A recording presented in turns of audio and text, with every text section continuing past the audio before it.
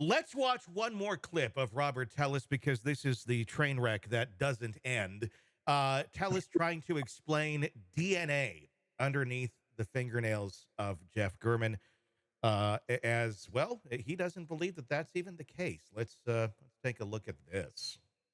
You were here yesterday and you talked for approximately 2 hours. Do you remember that? Yes, sir. And then you came here this morning and you talked for another hour or so, correct? Yes, sir. There's one thing I didn't hear you mention. The DNA. I'd like to talk about that with you. You're not disputing that your DNA is underneath Mr. Gehrman's fingernails, are you? Yes, I am. Okay. But you've heard the testimony. It's there, correct? I don't know if it was there or at what point it might have gotten there, sir. Okay. I'm not asking you how it got there. Are you really denying that your DNA is underneath the fingernails? Without knowing the truth, yes, I am. Okay. Well, you've heard witnesses testify. Right. So the DNA lab's in on it too? I don't know. I don't know at what point. I don't know what point this sample was collected. Sir, please tell this jury, how in the world does your DNA get underneath Mr. Gehrman's fingernails? I don't know because I did not kill Mr. Gurman. You have no idea how it could have gotten underneath your fingernails, correct? Under my fingernails? I'm sorry, under his fingernails, correct? I don't know that it ever was, sir. All right. Let's do it another way. You and Mr. Gehrman are not friends, are you? No. Okay, you don't hang out with him ever? Sir, I did not ever hang out with Mr. Gurman when he was alive. My question is yes. You didn't hang out with him ever, correct? I did not. He's never invited you over to his house. No, sir. You've never hung out, had drinks at a bar, correct? No, sir. There would be really no opportunity for him ever to put his hands on you in any sort of social situation, correct? Correct, sir. And yet, these two people who are not friends, your DNA just happens to be underneath his fingernails. Correct? No, sir. Okay. You just don't think it was legitimately placed there, correct? Or are you just ignoring the testimony of all of the witnesses that talked about how your DNA was underneath the fingernails?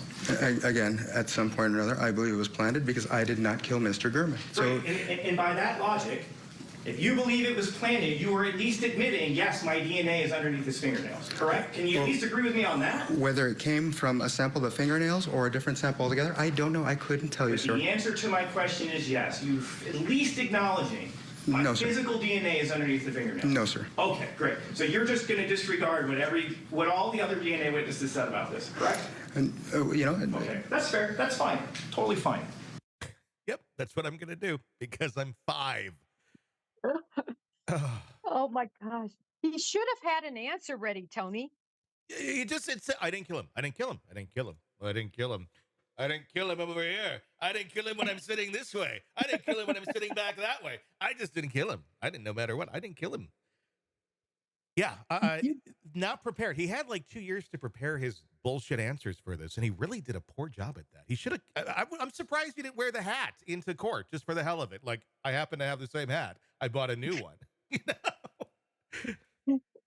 You know, Tony, I don't know why he didn't have an answer for this. He could have come up with so many things. He could have lied and said that he had a meeting with him at one point and had a scuffle that nobody saw.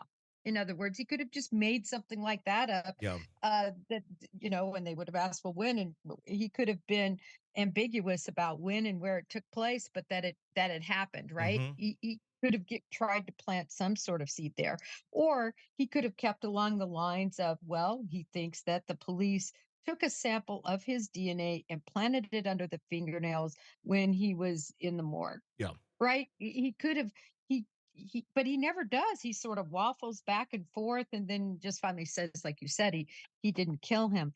I see this so similar. I was thinking about this the whole time he was testifying about that, as about Brian Koberger and his DNA on the knife sheath. Yeah. I was thinking about there's just no way to explain it. Yeah. He was in a store and touch that? No, it came from Amazon. So how in the world somebody else took it and planted it on there. Well, when did they do that? After it was under Maddie's body? So the whole situation of planning DNA typically is just, it's just didn't happen. And it didn't happen in this case. And that's why he didn't have an explanation. Well, the DNA, another piece of this, the shoes, and they did talk about that too. And he had pretty much the exact same answer. The shoes that were worn, the cheap Nikes, that all of his coworkers knew that he wore, that was also worn in the scene of the man who killed Jeff German. His DNA is in the shoes that were in his house, the one that was cut up and the one that was not cut up. He's saying that that was planted too. That somehow that DNA is there, or maybe it's a duplicate shoe. Maybe it's a different size that the killer wore. It is just shocking. I know. I mean, to a healthy brain, it is shocking, but to him, again, he's just sitting there thinking, makes sense to me. It should make sense to everybody else. That's what makes these people so scary. Not everybody who has a disorder like this goes and kills, but the potential for them to do it and not have any sort of emotional reaction or regard for repercussions is scary. And I think that's why we see so many people that do these things end up, fitting that exact profile. Yeah, it's true. Somebody once explained narcissism to me this way, and it really helped me understand it. Narcissist, as an example, you'll notice they a lot of times forget money when you go to lunch with them. They're Yeah. constantly the people that are wanting other people to either pay for them or take care of them or cover this for them, do the administrative work for them, whatever it might Hmm. be, right? Yeah. And how it was explained to me is a true narcissist. And again, everybody has some Of narcissistic course. traits, Yeah. but we're Yeah. talking about The disorder. clinically Yeah. narcissistic, is those people truly believe you want to do that. You Hmm. want to believe them. You want to support them. You want to believe their lies. That you are really, team tell us. Hmm. And for them to think of the world any other way than everyone thinks like they think, uh, they just can't relate to that. Yeah. They truly can't relate. And they melt down. I mean, if you call them out on it, either they melt down or they just sit there like this and just nope, nope, nope, nope, nope, because it's like kryptonite. The reality is kryptonite, and it gets scary if they do start breaking down. Just watching him sitting on the stand and denying it, it's just creepy. But my God, I mean, look at this. I mean, Gurman was calling him out on his stuff. Reality was coming to him. That's where he flipped out because he couldn't handle it. He had to stop someone from sharing these things, allegedly, that he was up to, that he was doing, because why should anyone know about these horrible things that he's doing? Because if no one knows, it's not horrible. But he was being exposed. So rather than just sitting there and denying it because he couldn't stop him, he had to put a stop to him, not just through words, but through actions, which is looking more and more clear like that's exactly what he did.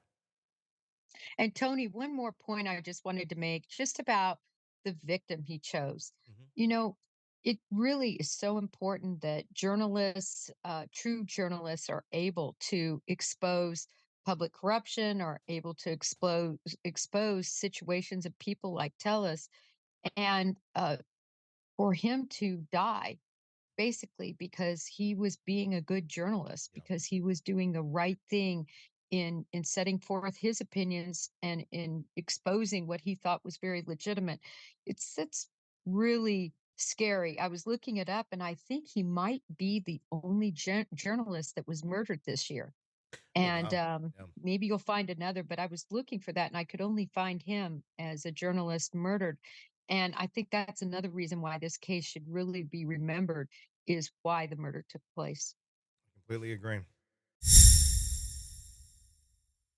Hey, thanks for checking out the video. Be sure to follow us wherever you download podcasts, and especially Apple Podcasts, where you can get advanced episode and premium content on our premium channel right there. Also, be sure to follow us on social media so you don't miss any breaking updates on the stories that matter to you most. We're on TikTok, X, Instagram, Facebook. Just search Hidden Killers Podcast with Tony Brueski, and you'll find us right there. Again, thanks for watching.